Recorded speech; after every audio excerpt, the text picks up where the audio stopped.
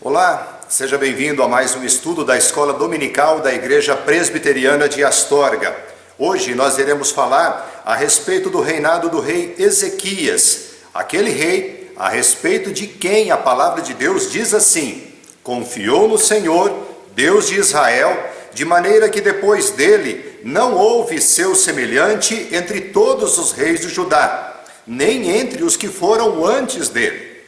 A confiança de Ezequias no Senhor é digna de nota na palavra de Deus, ao afirmar que não houve semelhante a ele, nem antes e nem depois. Nós vamos estudar, como sempre fazemos aqui na Escola Dominical, estudar a palavra de Deus para compreender em que contexto ele foi rei, quais foram as suas ações que demonstraram essa confiança no Senhor, digna de nota na palavra de Deus. Vamos orar?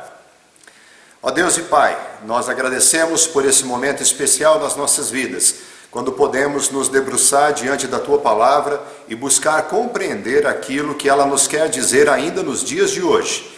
Dá, ó Deus, a mim sabedoria, a iluminação do Teu Espírito Santo, conduz o meu pensamento cativo a Ti, que eu possa falar e explicar aquilo que a Tua palavra de fato nos traz. Que o Espírito Santo aclareie a mente e o entendimento de todos os nossos ouvintes, que possamos compreender os alertas da Tua palavra e aplicarmos às nossas vidas. Obrigado, Deus de amor e Deus de misericórdia, nós te pedimos tudo em nome do Senhor e Salvador Jesus Cristo. Amém.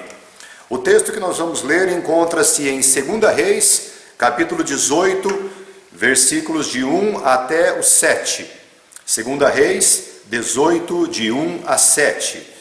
É importante você acompanhar esse estudo aí com a sua Bíblia também. Então, claro, se você estiver assistindo o vídeo, pause o vídeo, pegue a sua Bíblia e siga essa leitura. Nós estaremos em dois textos, tanto em Reis quanto em Crônicas. Os dois livros da Bíblia, Livro dos Reis e Livro das Crônicas, narram por diversas vezes a mesma história com mais alguns detalhes. E nós iremos fazer isso. Caminharemos entre um texto e o outro também. 2 Reis 18, de 1 a 7, diz assim: no terceiro ano de Oséias, filho de Elá, rei de Israel, começou a reinar Ezequias, filho de Acás, rei de Judá. Tinha 25 anos de idade quando começou a reinar, e reinou 29 anos em Jerusalém. Sua mãe se chamava Abi e era filha de Zacarias. Fez ele o que era reto perante o Senhor, segundo tudo o que fizera Davi seu pai. Removeu os altos, quebrou as colunas e deitou abaixo o poste ídolo, e fez em pedaços a serpente de bronze que Moisés fizera. Porque até aquele dia os filhos de Israel lhe queimavam incenso e lhe chamavam Neustã. Confiou no Senhor, Deus de Israel, de maneira que depois dele não houve seu semelhante entre todos os reis de Judá, nem entre os que foram antes dele. Porque se apegou ao Senhor, não deixou de segui-lo, e guardou os mandamentos que o Senhor ordenara a Moisés.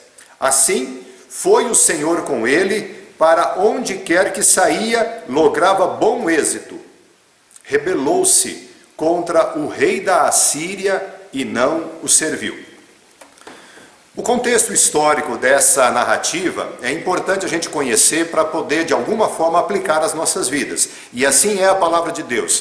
Textos do Velho Testamento apontavam para algo, e é importante a gente compreender essas coisas para que, de fato, compreendamos como que isso se aplica aos nossos dias.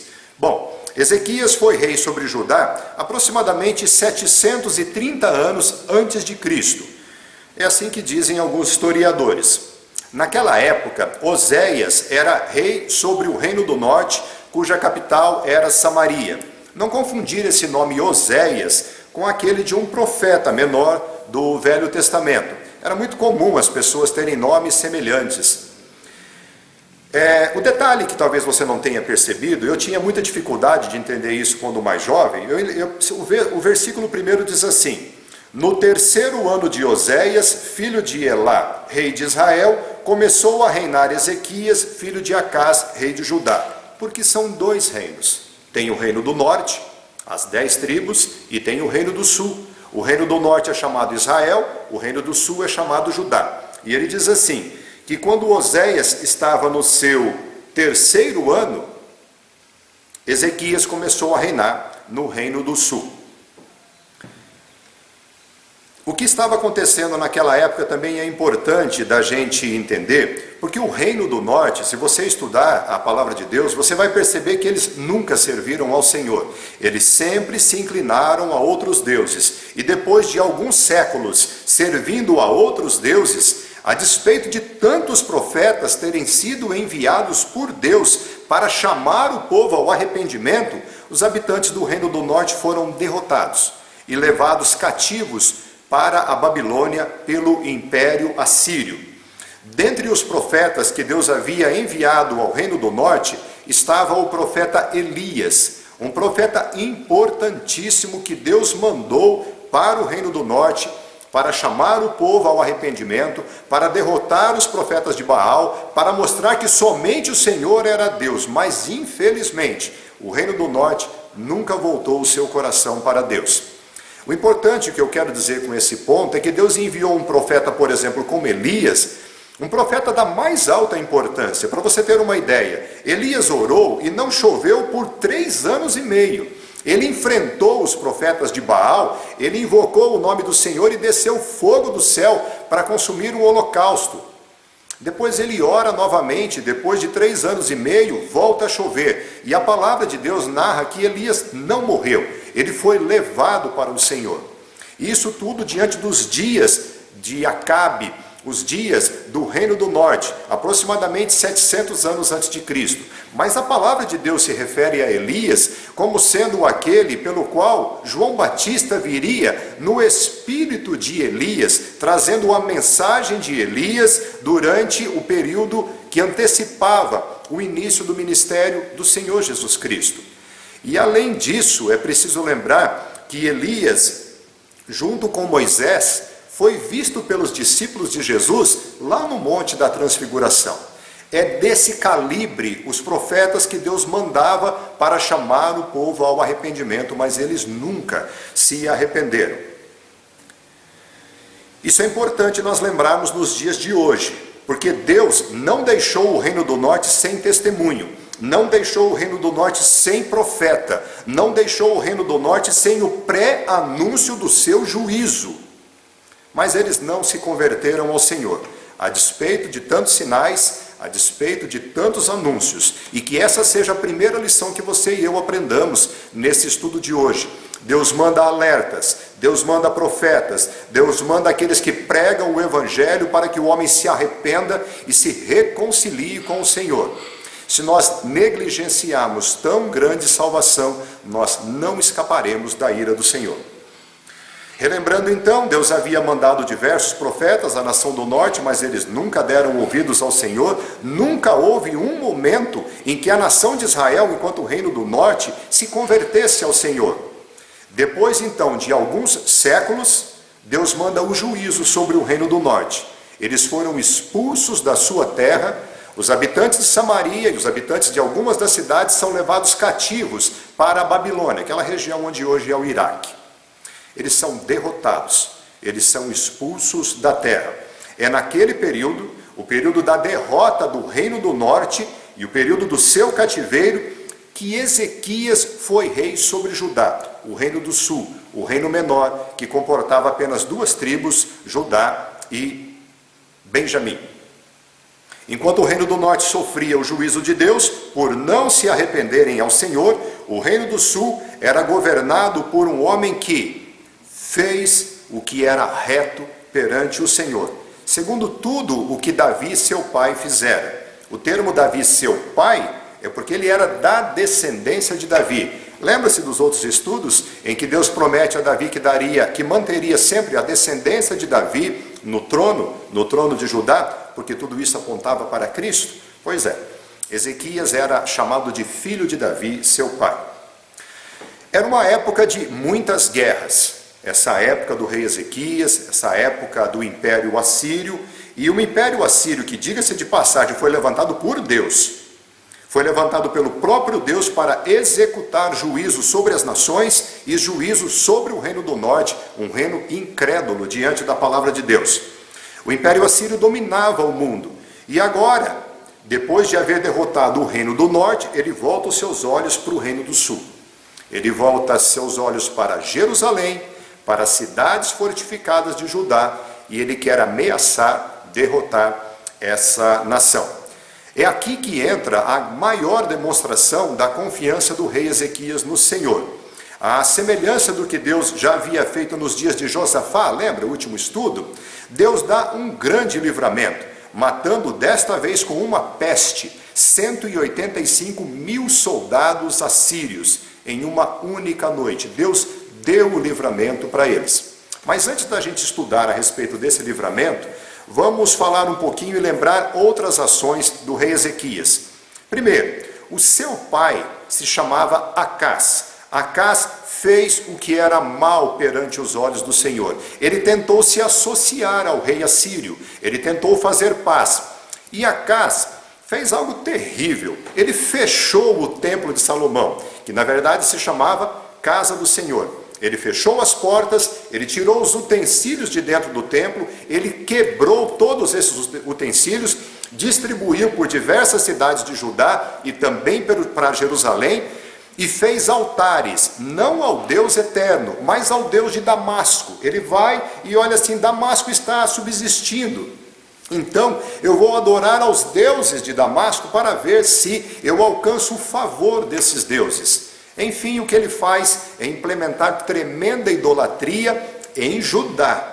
Judá alternava entre reis que temiam ao Senhor e reis que faziam o que era mal. O pai de Ezequias fez o que era mal perante os olhos do Senhor, e ele apenas conseguiu, não o favor do rei assírio, que também se rebelou contra ele.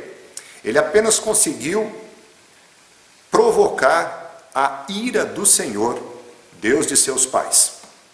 Um outro detalhe é que no capítulo 18, que nós lemos no versículo 4, diz assim: Ezequias removeu os altos, quebrou as colunas e deitou abaixo o poste ídolo.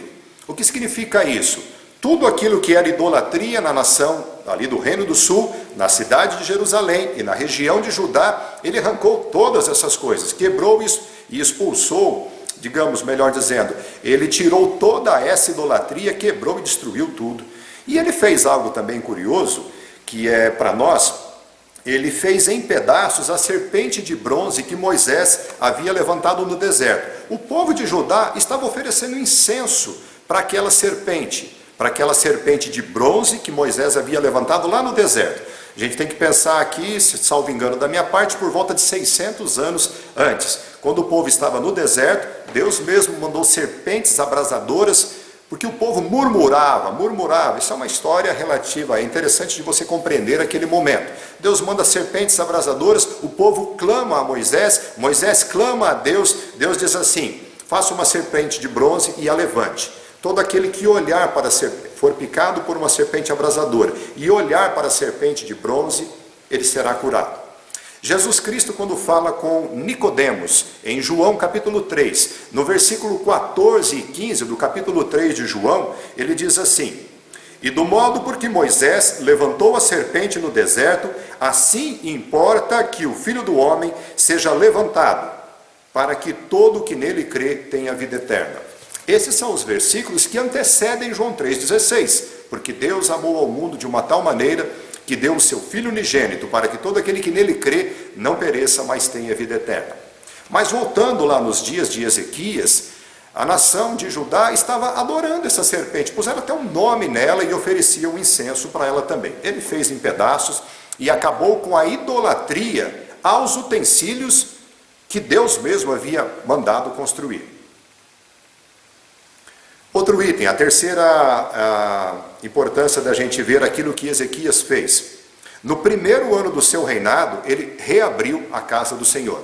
Ele restaurou as suas portas e ele também restaurou o sacerdócio levítico. Ele chamou os sacerdotes levitas, pediu que eles se santificassem, ainda era um número pequeno, ele vai exortando, e ele exorta os levitas para entrarem na casa do Senhor e tirarem todas as imundícias que existiam lá dentro. que talvez não só a casa ou outros antes dele haviam colocado deuses dentro da casa do Senhor, dentro da própria casa do Senhor. E então Ezequias pede que os levitas fizessem um trabalho com muita diligência, com muito cuidado, e em 16 dias os sacerdotes levitas entram no templo, tiram todas as tranqueiras, as imundícias de lá, destroem todas essas coisas, fabricam novamente os utensílios, colocam tudo em ordem. E o motivo para nós sabermos que isso deveria acontecer é porque tudo aquilo era mandamento do Senhor, e lembre-se, tudo aquilo apontava para o Senhor Jesus Cristo. E ele restaura o culto, ele restaura Ezequias a adoração a Deus, e ele faz uma grande celebração com toda a congregação. Ele realiza essa grande celebração primeiro com ofertas pelo pecado do povo. Isso tinha que acontecer. E depois com ofertas pacíficas ao Senhor em adoração. Algo que é muito importante, eu queria pedir a sua atenção para esse fato, agora narrado em 2 Crônicas, capítulo 30, é a celebração da Páscoa. Você lembra que a Páscoa foi instituída por Deus quando o povo estava saindo do Egito, e havia de ser morto um cordeiro, e o seu sangue fosse derramado e marcado nas portas, para que a ira de Deus não viesse sobre aquele local, mas Páscoa passasse por sobre esse local. E o que Ezequias faz, e aqui eu queria chamar a sua atenção, é porque o Reino do Norte estava separado já fazia muitos anos, já fazia alguns séculos, e eles eram irmãos. O Reino do Norte estava sem rei. O rei Oséias, que era rei naquela época, ele foi levado cativo lá para a Babilônia. Os habitantes de Samaria, que era a capital do Reino do Norte, haviam sido levados cativos. As cidades estavam arruinadas e destruídas. Mas o rei Ezequias tem um propósito no coração de celebrar a Páscoa do Senhor. E ele faz o seguinte: ele envia mensageiros, ele envia os correios para irem de cidade a cidade. Eles saem de Berseba, que era no sul, até Dan, no Reino do Norte. Ele passa por todas as cidades de Israel, agora como nação completa, convidando aos seus irmãos que voltassem para Jerusalém e servissem ao Senhor, o Deus de seus pais. Eu vou ler esse texto, está em 2 Crônicas. Como eu te falei, falamos sobre reis, e agora iremos para 2 Crônicas, capítulo 30, versos 6 a 12. Veja o que diz esse texto. Partiram os correios com as cartas do rei e dos seus príncipes por todo Israel e Judá, segundo o mandado do rei, dizendo: Filhos de Israel, voltai-vos ao Senhor, Deus de Abraão, de Isaque e de Israel. Israel era o outro nome de Jacó, seria o mesmo que dizer assim: voltai-vos ao Senhor, Deus de Abraão, Deus de Isaque, Deus de Jacó, para que ele se volte para o restante que escapou do poder do rei da Assíria. Não sejais como vossos pais e como vossos irmãos, que prevaricaram contra o Senhor, Deus de seus pais, pelo que os entregou à desolação, como estáis vendo. Não endureçais agora a vossa cerviz como vossos pais, confiai-vos ao Senhor, e vinde ao seu santuário, que ele santificou para sempre, e servi ao Senhor, vosso Deus, para que o ardor da sua ira se desvie de vós. Porque se vós vos converterdes ao Senhor, vossos irmãos e vossos filhos acharão misericórdia perante os que os levaram cativos e tornarão a esta terra. Porque o Senhor vosso Deus é misericordioso, é compassivo, e não desviará de vós o rosto, e se vos converterdes a ele. A mensagem era simples. Ele anunciava e convidava toda a nação de Israel a descer a Jerusalém e adorar ao Senhor. Mas veja o que aconteceu. Os correios foram passando de cidade em cidade, pela terra de Efraim e Manassés até Zebulon, porém riram-se e zombaram deles. Isso é muito triste. Isso é muito triste. Aquela nação que havia sido derrotada pelos assírios estava em total ruína. Seus filhos, Seus irmãos eram escravos lá na Babilônia. Eles são chamados ao arrependimento. Deus já havia feito tantos sinais no meio deles. E eles são chamados agora, desçam a Jerusalém, adorem ao Senhor. O Senhor vai voltar o rosto para vocês, Ele vai ouvir as suas orações. Deus é misericordioso, Ele pode até fazer com que aqueles que foram escravos voltem. E diante desta mensagem, para um povo que conhecia a Deus, eles riram, eles zombaram daqueles mensageiros. Porém, todavia, alguns de Azer e Manassés e de Zebulon se humilharam e foram a Jerusalém. Também em Judá se fez sentir a mão de Deus, dando-lhes um só coração, para cumprirem o mandado do rei e dos príncipes, segundo a palavra do Senhor.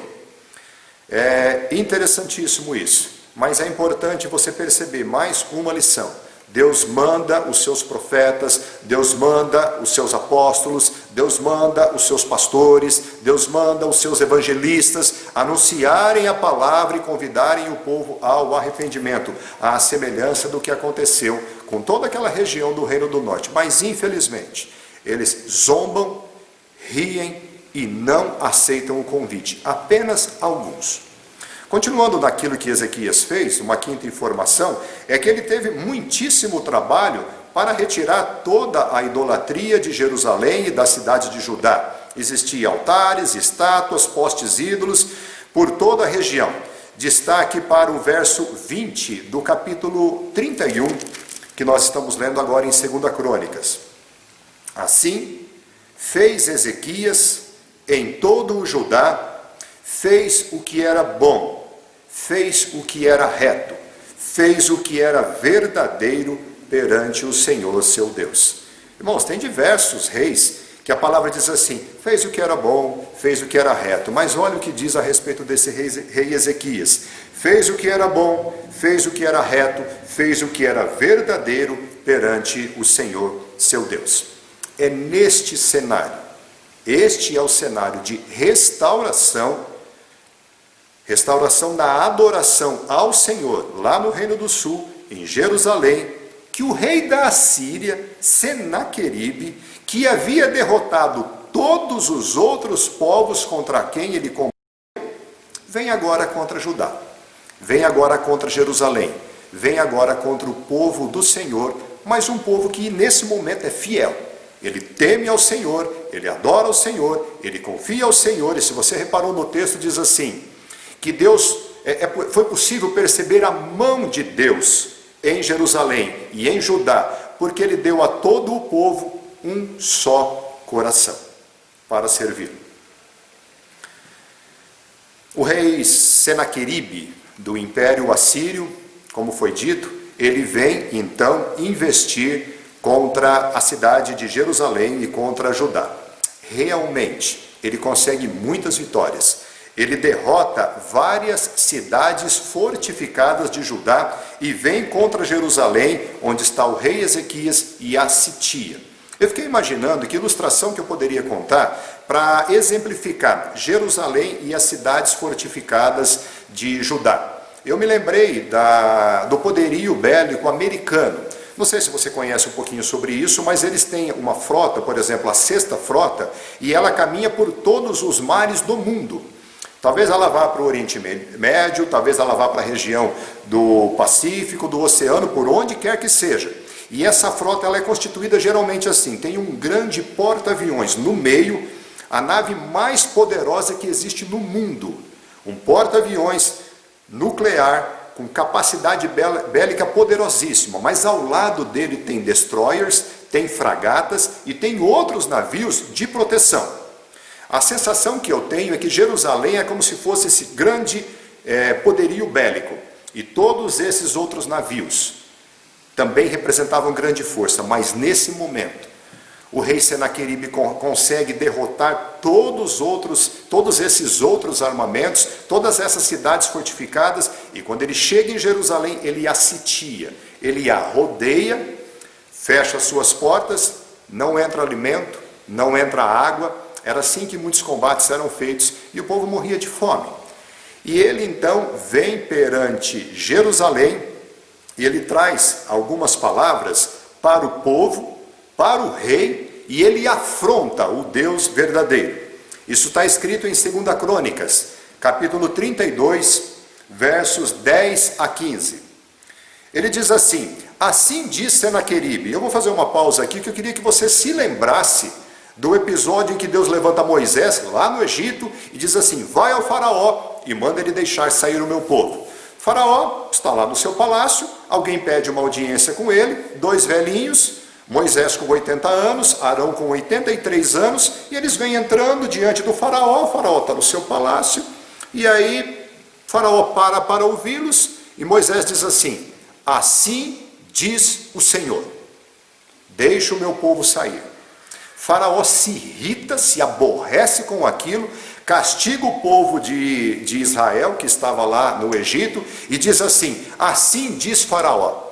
Em contrapartida, aquilo que Moisés havia dito: assim diz o Senhor. Bom, creio que você conhece a história. Você viu o que aconteceu com o assim diz o Faraó, diante daquilo que assim diz o Senhor. Senaqueribe vem e tenta intimidá-los. Ele começa dizendo então: assim diz Senaqueribe, rei da Assíria, em que confiais? Em que confiais vós para vos deixar de sitiar em Jerusalém? Por que vocês não se entregam? É isso que ele queria dizer. Acaso não vos incita Ezequias para morrerdes à fome e à sede, por causa de estarem sitiados?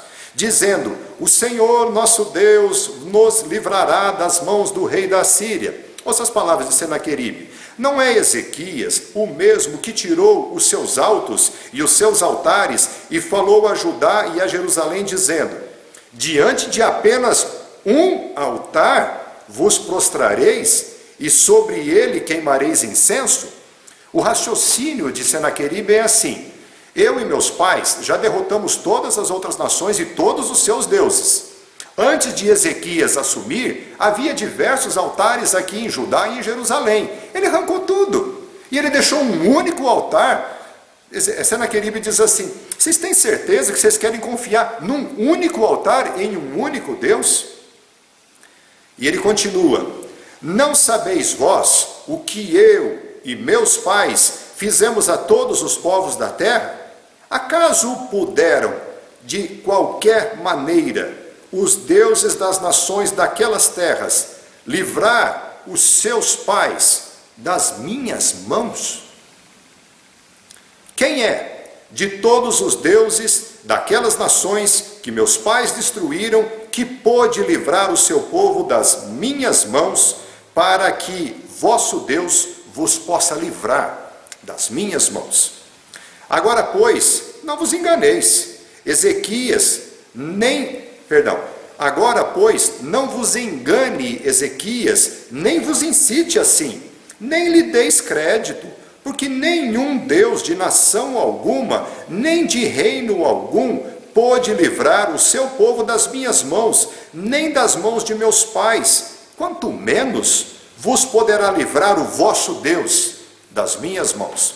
Eu acho curioso, porque o escritor de Crônicas, ele acrescenta uma informação no verso 19, dizendo assim: ele falou do Deus de Jerusalém como dos deuses dos povos da terra, obra das mãos humanas. É como se o cronista dissesse assim: o que Senaqueribe pensa? Como assim ele comparou o Deus de Israel com os deuses dos outros povos feitos por mãos humanas? Bom, o que acontece com Ezequias? Diante disso, ele se humilha diante do Senhor e entra na casa do Senhor. E agora a gente volta para 2 Reis, capítulo 19 dessa vez. Porque as histórias, elas se completam, né? É importante a gente entender aqui o que Ezequias fez. Ele entrou na casa do Senhor, orou diante do Senhor e mandou mensageiros falarem com o profeta Isaías, aquele mesmo profeta, grande profeta, que tem um livro no Velho Testamento. E ele manda consultar o profeta, e o profeta diz assim: leve a seguinte mensagem para o seu rei. Está aqui no capítulo 19 de 2 Reis, versículo 6.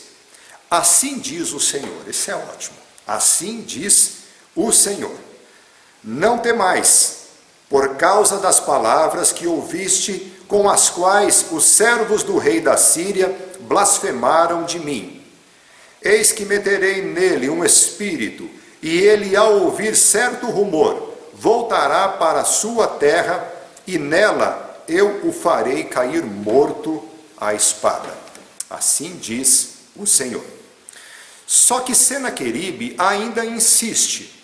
Ele manda novos mensageiros, e desta vez com uma carta, ainda ameaçadora. E essa carta está narrada também no capítulo 19, a partir do versículo 8 até o versículo 13. Diante dessa carta, Ezequias novamente busca o Senhor.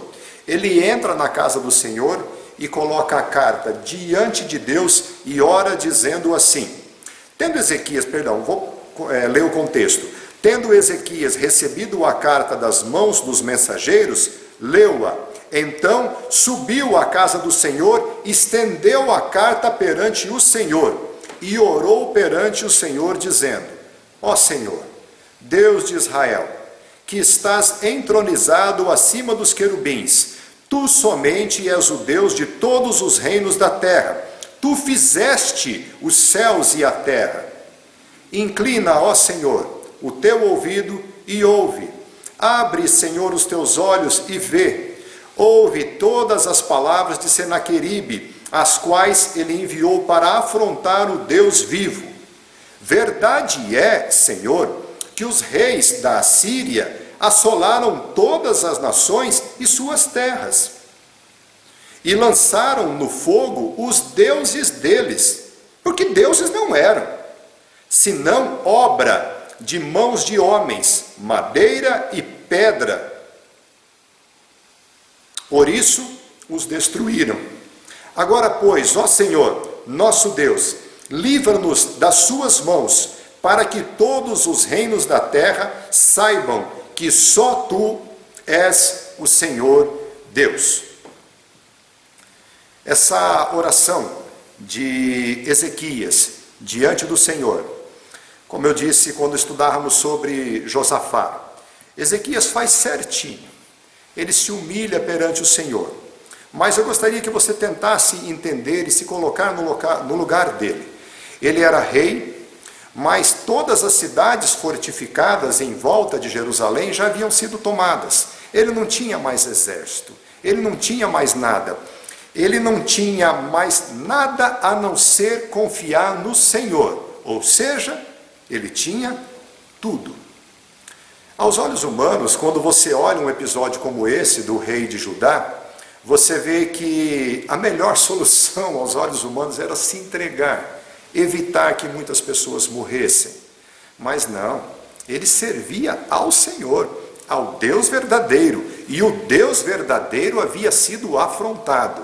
Eu me lembro agora do rei Davi, quando ainda antes de ser rei, ele chega e ele vê o povo de Israel, ainda nos dias de Saul como rei, diante do gigante Golias, o gigante Golias blasfemando e falando contra o Senhor. E Davi chega e fala assim: mas quem que é esse incircunciso, falando mal do Deus dos exércitos? E ele vai diante dele com uma funda, pega umas pedrinhas no rio, gira a funda e taca bem na testa do gigante Golias, que cai desmaiado, e ele corta a cabeça daquele gigante, porque ele não foi diante de Golias pelo seu poder, ele foi diante do nome do Senhor. O que acontece com o rei de Judá, com o rei Ezequias, é confiar no Senhor quando não existe nenhuma esperança mais. Não há nada que ele pudesse fazer. E uma das coisas que ele fez certinho foi não buscar auxílio com outras nações, porque ele tinha Deus em Israel. Novamente, Ezequias consulta o profeta Isaías, e o profeta Isaías consola e conforta ao rei Ezequias. Quando você lê esse texto, em 2 Reis 19, a partir do versículo 20, narra que Deus mostra para Ezequias que foi ele mesmo, o Senhor, que levantou os assírios, mas que ele agora iria ele mesmo defender a cidade do Senhor. Diz assim no verso 34: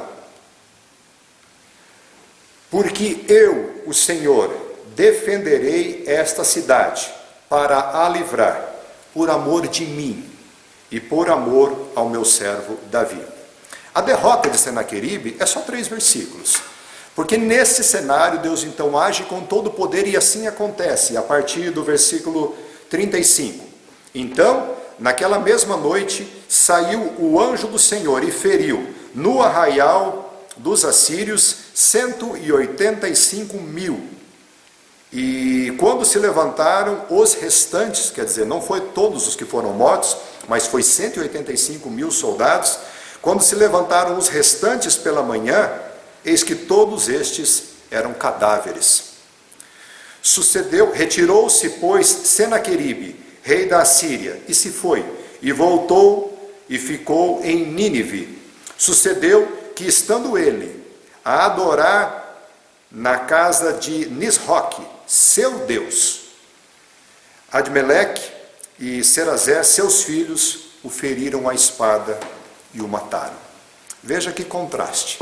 Possivelmente Senaqueribe volta para Nínive, vai no templo do seu Deus, faz o que talvez Ezequias tinha feito diante do Senhor, na casa do Senhor, e ele chega diante do seu Deus, talvez ele dissesse assim: ó meu Deus, Nisroque, se não me engano esse é o nome dele, 185.000 soldados meus morreram naquela batalha, eu tive que fugir envergonhado, ó meu Deus, os filhos dele, os próprios filhos, entram naquele ambiente e o matam à espada, segundo a palavra de que Deus, o único Deus, havia dito.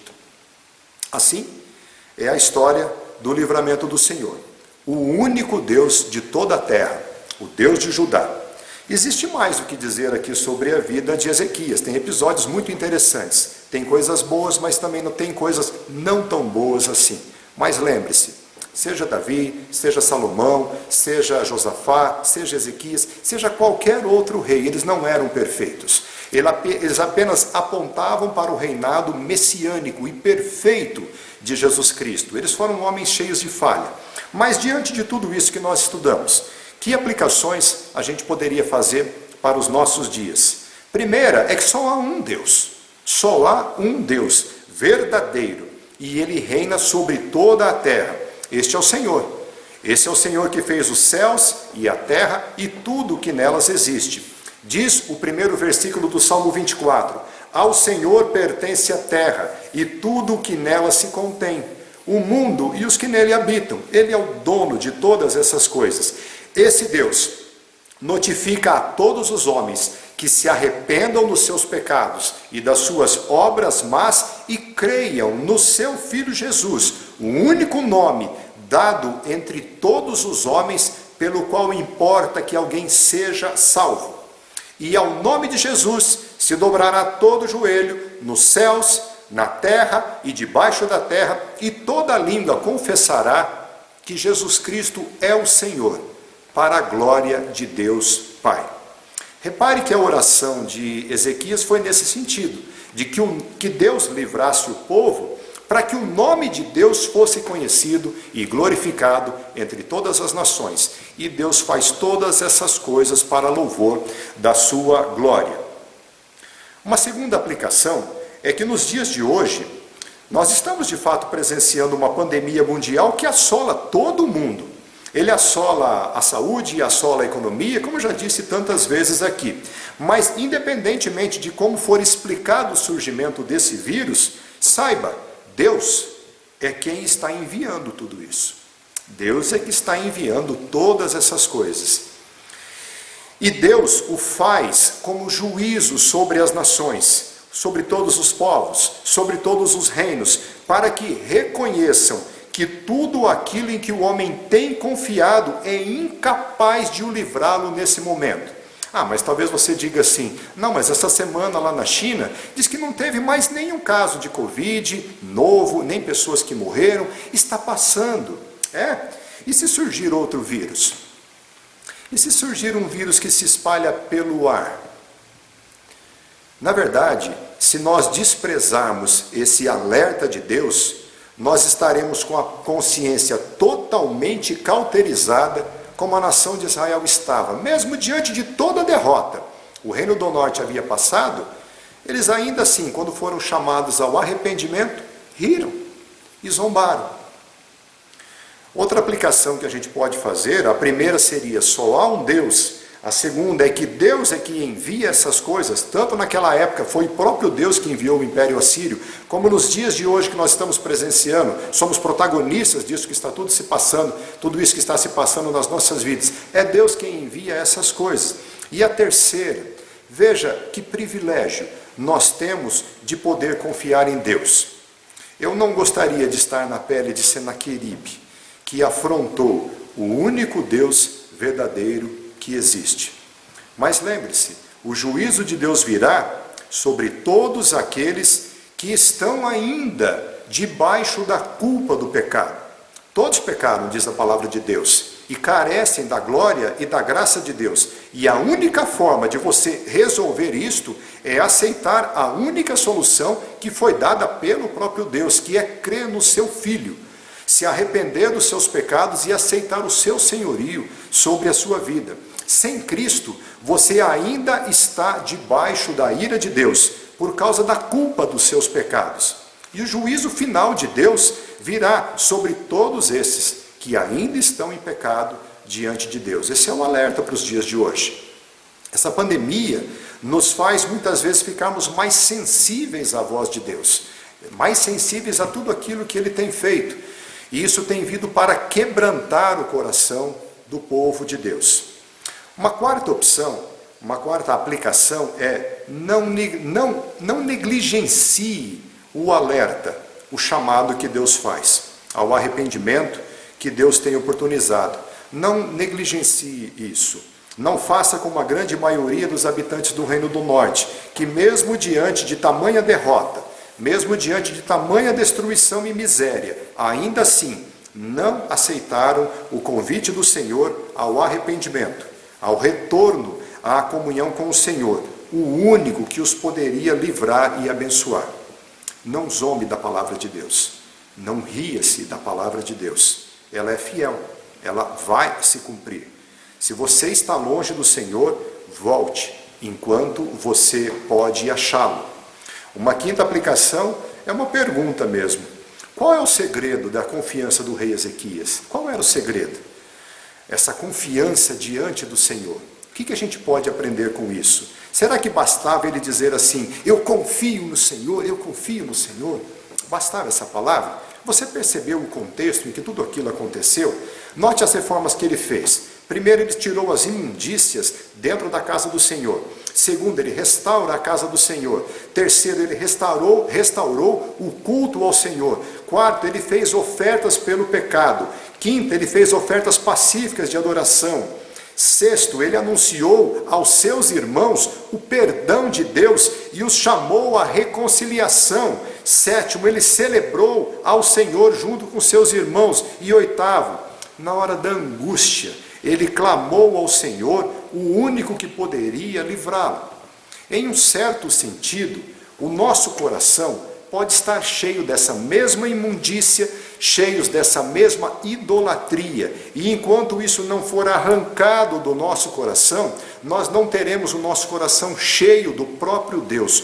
Num certo sentido, nós precisamos nos esvaziar de todas essas coisas. Por isso o salmista diz: Senhor, sonda o meu coração, vê se há em mim algum caminho mau e guia-me pelo caminho eterno. É necessário nos reconciliarmos com Deus mediante o único caminho que é o seu perdão, que há no seu Filho.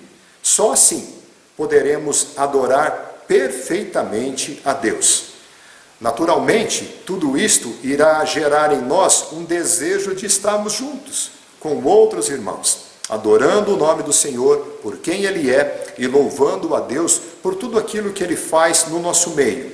E também nos despertará a anunciarmos esse mesmo evangelho de salvação para as outras pessoas, como Cristo nos mandou. A conclusão que nós chegamos é que, à luz desse estudo, Deus ainda nos chama nos dias de hoje. Chama pecadores ao arrependimento, chama a que confiem nele. Situações como essa que estamos passando da pandemia são para nos direcionar a Deus, que é o único que pode nos salvar.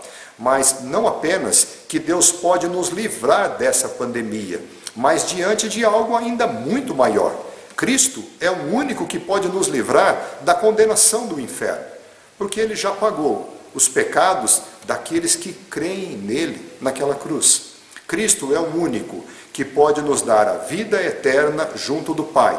Isto sim, é um livramento muito poderoso. Ezequias confiou no Senhor, seu Deus, e Deus o salvou. Deus salvou toda a nação de Judá, Deus salvou a cidade de Jerusalém. Todo aquele que crê no Senhor não será envergonhado. Não será envergonhado. Olha o Salmo 34, como ele fala a respeito disso. Confie no Senhor, com palavras e com ações também, diante de Deus e diante dos homens. Você será, como diz Pedro, você será guardado pelo poder de Deus, mediante a fé, para a salvação preparada para revelar-se no último tempo. Deus abençoe a sua vida, amém? Ó Deus e Pai, obrigado por essa palavra que nos dias de hoje ainda nos exorta a confiarmos no grande Deus. Ó Senhor, Tu és o único Deus, e o Teu amor se manifestou no Teu Filho, nosso Senhor e o nosso Salvador.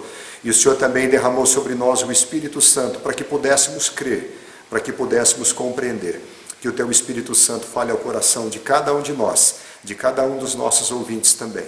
Tu és o nosso Deus, Tu és o Deus de Abraão, Tu és o Deus de Isaac, Tu és o Deus de Jacó, Tu és o Deus de Ezequias, Tu és o Deus que nós podemos confiar.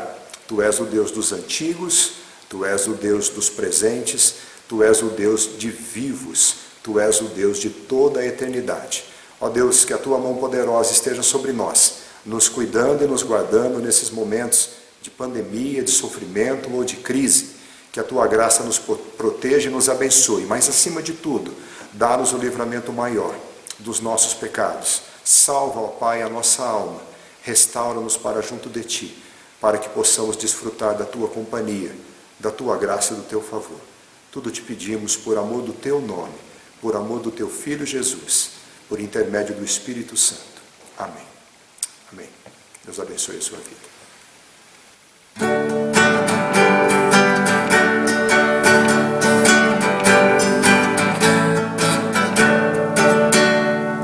Deus dos antigos, cuja forte mão rege, sustém os rostos na amplidão.